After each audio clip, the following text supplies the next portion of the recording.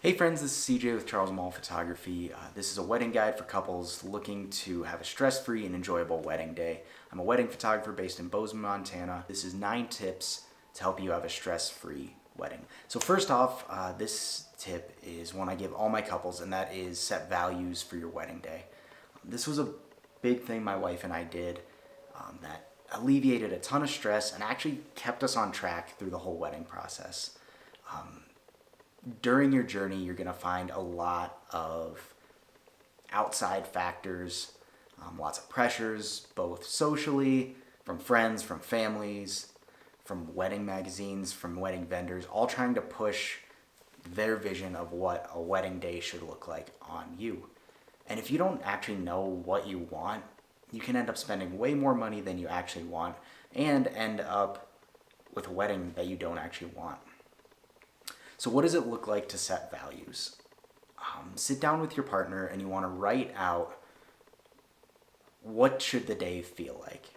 Is it going to be a big party where everyone is dancing all night? Is it a giant celebration?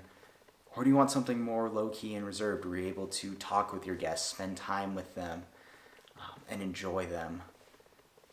Or are you looking for something more luxury? Do you want a day that is very elegant, very high-end, to bless those that you care about most? Do you want it to really feel special and be the event that people are talking about for a long time to come? And once you have kind of those values lined out, you can start to think through, okay, if I'm wanting something where I can talk with the guests, maybe we're only looking at a 50-person guest list. Or if you're looking at, this big party, okay, you want a good venue with a big dance floor and probably a DJ. Or if you're looking at that very high-end experience, you should hire a wedding planner and they will help connect you to the best vendors in the area. Tip number 2 is spend money on things that you actually want. And this one's going to flow directly out of your wedding day values. If you're wanting this very big celebration that's a giant dance party, you need a DJ. That should be one of your top expenses, someone to keep the party going. On the other hand, if you're wanting a very intimate celebration, you really want to celebrate your guests and have them feel cared for in that way, maybe consider spending some more money on food to provide a plated dinner.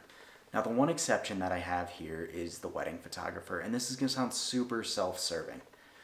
But the reason that I say that is your wedding photographs, besides your spouse, are the only thing that you're taking forward from this day. And those wedding photographs are going to be enjoyed by the next generation. These are heirlooms for your family. And just something that you will look back at. You'll look back at your 5th, 10th, 20th, 50th, Lord willing, 60th and 70th anniversary. And it's a special day. There's a lot of people on that day that may never all be together in a room again.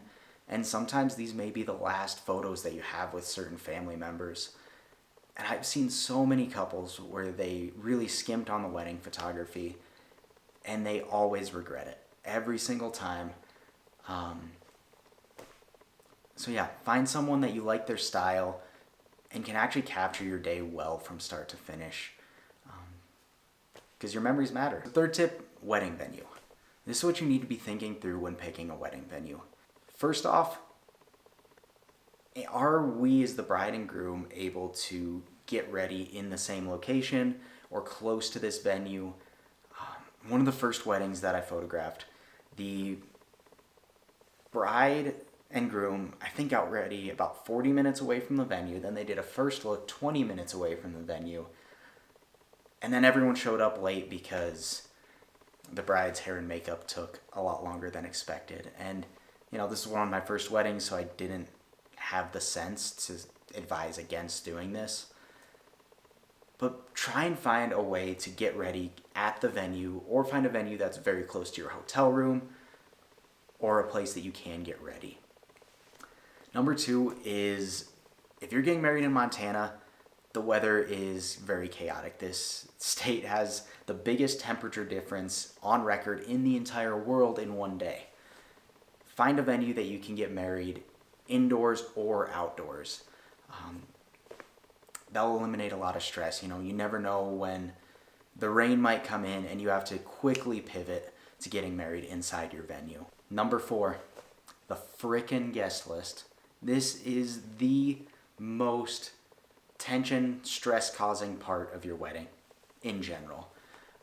You're going to have family wanting to invite all of their friends.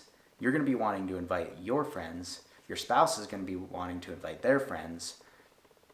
And then there's going to be a ton of people wanting to bring plus ones, kids, all that sort of stuff. So here's a couple tips to navigate the trickiness of the guest list. The first is you have to decide, do you want plus ones and kids? That's just going to be essential to answer everyone's question. And you need to set an overarching rule for everyone. Either no kids or no plus ones. Or you can have a plus one if it's a fiance.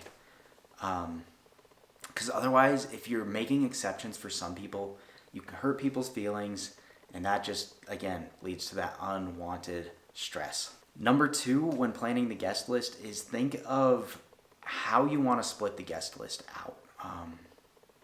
This can be an easy way to alleviate a lot of tensions with family. Let's say you're having 100 people at your wedding. Each set of parents gets 25 people, and then you as the couple get 50 people.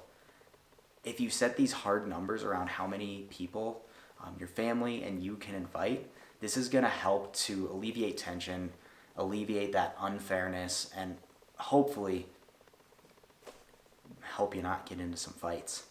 The third tip is going to be, as you're putting together your guest list, prioritize which guests you want. This sounds super heartless. Rate them on a scale of 1 to 3. 1 is like, this person needs to be at my wedding no matter what. 2, I'd like them to be at my wedding. This person means a lot to me. 3, if there's extra room, they can be there. This is going to, again, help navigate all the weirdness. And, you're going to have 250 people, and you might only want 100 people there. By ranking people, you're able to cut down, add people, and this is going to alleviate a lot of tension on your wedding day. Number 5, automate, delegate, eliminate. There's so much going into wedding planning that you need to find ways to part it out and give it to other people, give it to technology, or just get rid of it. The automate part, look for things that are going to be repeatable and you can do over and over and over again. A big one of these is collecting RSVPs. You don't need to be getting emails, texts, calls. Use a resource like the Knot, and you can shove everyone to the website. They can RSVP, say if they're bringing a plus one, and then you have this master spreadsheet, and you know which guests are coming, which guests can't come. When people text you, just point them directly to the website. You can also do this. There's some great services for your invitations where they will do all the labeling, they'll do the mailing, and all of that. I'll link those down in the description. Next is delegate. You have friends and family who want to help you. I think this is one of the most overlooked parts of wedding planning is you put so much pressure on yourself as the couple. Give things to your mom. Give things to your fiance's mom. Give things to your best man, to your other groomsmen, to your maid of honor, to your other bridesmaids, to friends who want to help. There will be people who can do things better than you, and you want to give things to them. For my wife and I, that was decorations. That was the biggest point of tension. Absolutely hated it. Neither of us are creative in that way. So we picked out kind of what we wanted, and then we gave it to a friend and said, hey, can you decorate this? We don't want to deal with it. And immediately, tons of stress was gone. And the third part is eliminate. If you don't want it, you don't need it. Simply put, you don't want a cake? Get rid of it. You don't want decorations? Centerpieces? Get rid of them. It's your wedding. You're getting married. That's what matters, not all the stuff around it. If you don't really care about something, just get rid of it. Number 6. This one isn't directly wedding focused. It isn't. Have a honeymoon. Every couple I've talked to that didn't plan a honeymoon really regretted it. You need something to be looking forward to. I mean, how sad is it that you plan this massive wedding, put so much time and effort into it, It's on Saturday, you have Sunday together, bam, Monday back to work. This is a huge part of your life. We need to add celebration into life. So after your wedding, you should go on a honeymoon. And I'm not saying go to Mexico, Hawaii, all that. If you can, if you want to, if you can afford that, do it. Go on a road trip. Go camp in the woods for a few days. Rent an Airbnb. It doesn't need to be this all-out huge extravaganza, but you need to find a way to celebrate what just happened with your new spouse before just jumping right back into the rhythms of life. Wedding tip number 7. Plan for the worst, hope for the best. Things will go wrong. I don't know what that is. Maybe that is that your dress tears down the back. Maybe it is that family shows up 2.5 hours late. Try to find ways to alleviate these issues. Have emergency kits. Maybe have a backup dress just for the reception. Something easy to slip into. Yeah, things will go wrong. And if you're planning for those, that's going to eliminate for stress when they actually do happen.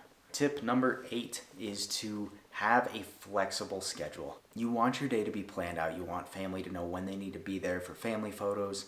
You want to know when speeches will happen. You want to know when the ceremony will be, how long-ish it will be. You want to know all those things. You want to have times for them.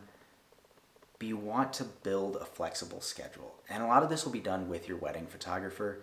But make sure there is adequate space and buffer time. If hair and makeup takes 20 minutes longer, you want that to be okay. You don't want it to be so down to the wire that if something takes longer, you're hosed. Or sometimes things will go quicker than expected, and that's a good thing. So just build buffer into the day and be flexible with it. By doing this, everything will just run a little more smoothly, and you're going to be able to eliminate a little bit more of that stress. And number 9, it's just a blank. You're getting married. Don't forget that. That is amazing. It's a huge thing. If you have a shoe that breaks, it's just a broken shoe. You're getting married. That's amazing. If, the arch blows over in the wind and breaks, it's just an arch. You're getting married. That's what matters. Keep the main thing. And just remember, it's just a blank. It's not going to ruin my day. Murphy's Law, things will go wrong, but that's okay. You're getting married to the person that you love.